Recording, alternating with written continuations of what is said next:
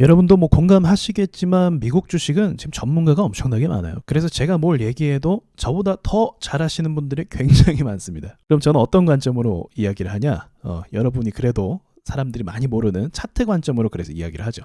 그러니까 뉴스를 보는 것도 도움이 돼요. 그런데 이 차트가 또 보여주는 힌트들이 있거든요. 저는 그 관점으로 말씀을 드릴게요. 제가 요즘 좀 공개 방송에서 얘기하기 조금 부담스러운 것들은 제 멤버십에 이야기하는 편입니다. 그래서 멤버십으로 오시면 공부할 것들도 드리고, 그리고 공개 방송에서 말할 수 없는 그런 것들도 제가 이야기를 하니까 아마 재밌게 또 보실 수 있을 거라고 생각합니다. 자, 나스닥은 지금 상승이 굉장히 잘 올라가고 있죠. 이건 왜 이렇게 잘 올라가냐? 하나죠. 트럼프의 리딩. 쉽게 말해서 트럼프가 뭐 조정이 여기까지 된다고 쳐요. 보통 주식도 조정은 받으니까. 근데 트럼프가 이만큼을 더 하락시켰죠. 관세 압박을 주면서 시장에 엄청난 충격을 만들어줬단 말이에요. 그러니까 본인도 놀란 것 같더라고요. 그쵸? 그래서 갑자기 뭐 굿뉴스가 있을 것이다, 그런 식으로 이야기하고 중국과의 관세 전쟁도 이제 한 발 물러서는 그런 그림을 보여주고 있습니다. 중국도 경제가 어렵다 보니까 관세 문제에 대해서 뭐 미국이 무엇을 요구했든 좀 적극적으로 수용하려고 하는 자세인 것 같아 보이고요. 그래서 시장이 좀 안정화가 됐습니다. 그리고 트럼프 역시도 중간 선거도 있고 지지율 문제도 있기 때문에 생각보다 증시가 너무 크게 충격받아서 돈들이 이탈되는 걸 보고 놀랐던 것 같아요. 그래서 앞으로는 증시에 충격이 될 만한 언급은 안 할 것이다. 그리고 오히려 미국 주식을 사도 된다. 그렇게 이야기하니까 주식이 급등을 했습니다. 그럼 왜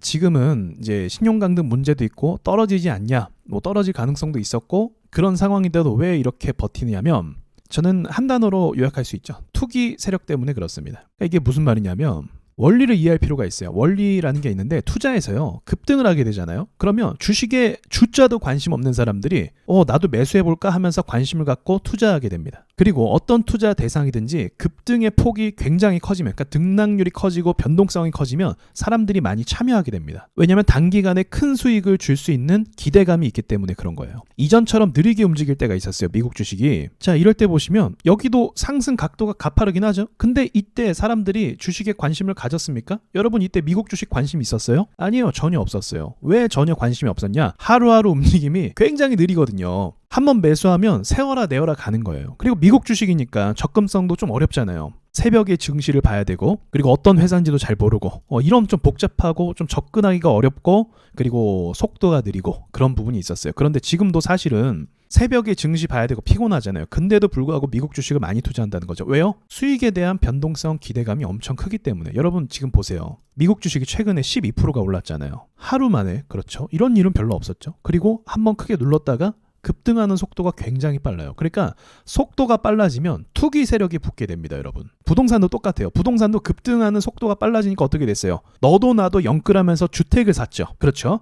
이게 투자의 원리라는 거예요. 그래서 이 속도를 제어하는 게 굉장히 중요합니다. 금융당국에서는. 그래서 우리나라도 상한제도가 있는 거예요. 어쨌든 미국 주식이 이렇게 빨리 오르는 거예요. 안 그래도 미국 주식에 관심 있는 사람들이 많은데. 그럼 용기 있게 떨어질 때 매수했던 사람들은 단 한 달도 안 돼서 30% 가까이 수익을 만들어낼 수 있는 거죠. 엄청난 이 변동성 때문에 사람들이 어떻게 한다? 기대감으로 또 들어오게 된다는 거죠. 이게 생각보다 무서운 거예요. 그래서 정치 테마주도 보시면 마찬가지죠. 변동성이 강하니까 어떻게 돼요? 정치 테마주가 알맹이 없는 거 누구나 다 알고 있어요. 그럼에도 불구하고 뭐 한다?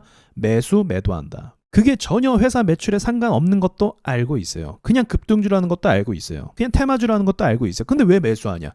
변동성이 좋으니까. 주식은 그게 다예요. 그러니까 그런 관점으로 봤을 때 지금 사람들은 이러한 변동성에 의한 기대감 때문에 또 오를 수도 있잖아요. 미국 주식이 워낙 강하니까. 그래서 저 역시도 떨어질 때 미국 주식은 한 방에 안 죽는다고 말씀드렸던 게 그런 거예요. 한 번 이 수익을 맛봤던 사람들, 그리고 광기의 움직임을 보여줬던 차트는 그냥 안 죽습니다. 그래서 그러한 돈들 때문에 지금 저는 일단 지금 상황을 차트로 봤을 때는 그래서 방어하고 있다. 뭐 대외적으로 어쩌고 저쩌고 막 그게 아니라 그냥 사람들에게 수익을 안겨주니까 기대감 때문에 안 떠나는 것뿐이다. 자, 그러면 문제가 하나 있는데 그게 뭐냐면, 아무리 차트 분석만 한다 할지라도 이 차트가 오르는 그 본질적인 부분을 체크할 필요는 있어요. 그러니까 차트 분석만 한다 해서 차트만 보는 게 아니라 이 차트가 왜 올랐는지, 쉽게 말하면 재료라겠죠.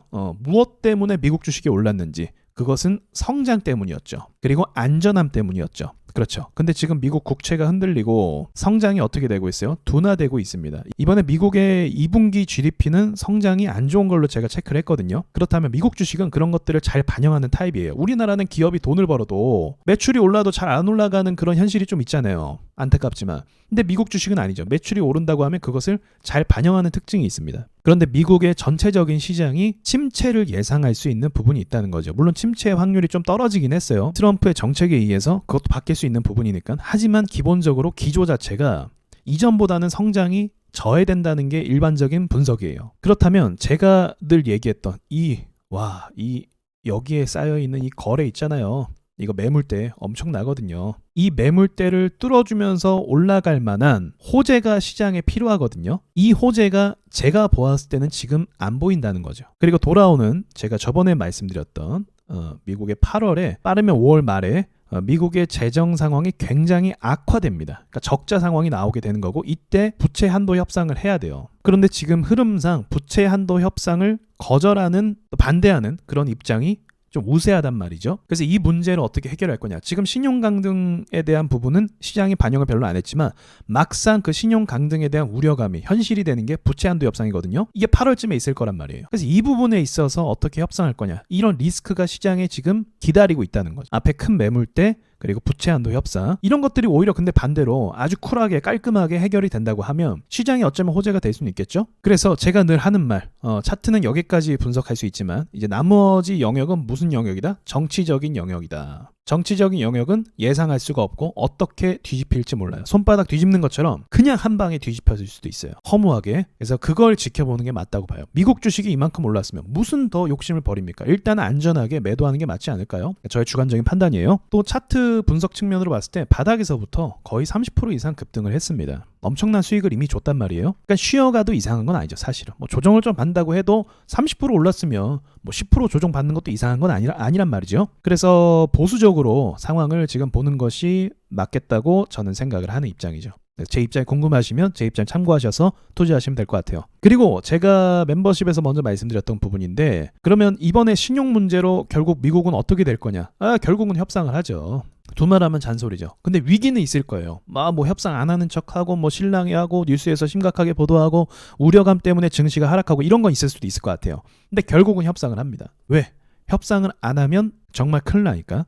몇몇 다른 분들이 이야기하는 것처럼 경제 대공황이 올 수도 있어요. 협상을 안 하면. 왜냐면 미국이 지금 빌려온 돈이 얼만데 그 돈을 못 갚는 거 아니에요. 그럼 난리가 나는 거거든요. 그래서 결국은 협상을 할 수밖에 없습니다. 그래서 이 이슈가 지나가면 이제 미국은 어떠한 성장 동력을 잡아야 되냐면 로봇을 통한 생산 기지를 극대화시켜야 됩니다. 저는 이것 때문에 시장이 엄청나게 오를 가능성이 있다고 봐요. 머스크 같은 경우도 로봇 산업 때문에 어떻게 된다? 기본소득이 아니라 기본 고소득이 될 거다 이렇게 이야기하더라고요. 저는 그게 빈말은 아니라고 생각을 해요. 왜냐하면 로봇을요 이렇게 생각하시면 좋아요. 노예로 생각하면 좋아요.